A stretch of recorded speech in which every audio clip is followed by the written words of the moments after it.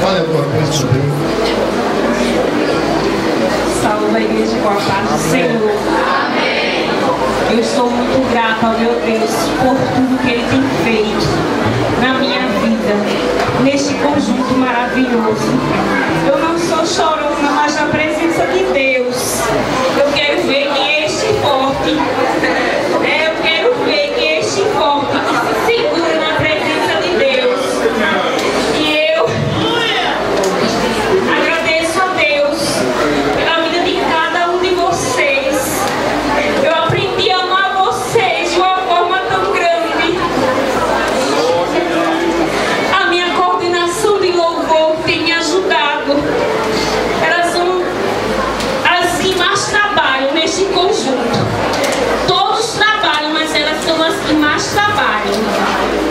É a Claudiane, a Keilane, a Angélica, a Ju, também as secretárias, a Di, que é minha irmã, aleluia, a Daiane. Ah, Jesus, é tão difícil nessa hora falar, porque se a gente for falar o nome, a gente termina errando por não falar o nome de todos. Mas eu agradeço a igreja que nos ajudou em oração, nos ajudou de todas as formas. Agradeço a minha família que está aqui comigo nesta noite. Agradeço ao irmão Venâncio que está aqui, chegou e já arregaçou as mãos e arregaçou as mangas da camisa para nos ajudar. E ao nosso pastor, né? Como ele tem falado, faz poucos dias que ele está por aqui, mas também não mediu esforços de nos ajudar.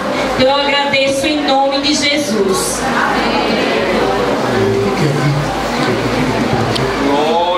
A mocidade agradece aos coordenadores pelo trabalho que foi feito. Se é verdade, vocês agora vão dizer um amém bem forte aqui dos cantores.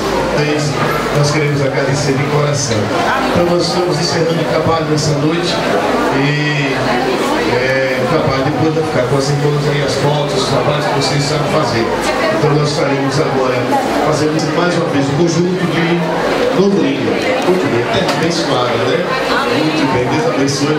Mesmo no viagem para Recife, aí passamos por ali, pelo caminho, né? Em nome de Jesus, meu Pai, nosso pastor. Nós vamos orar ao Senhor, agradecendo, e nós damos a bênção em nome de Jesus. E vocês fazem um barulho aí, vocês gostam de cantar mesmo, né? Vocês cantam aí em nome do Senhor. Amém? Quantos necessitam da oração? Abençoe de uma maneira especial.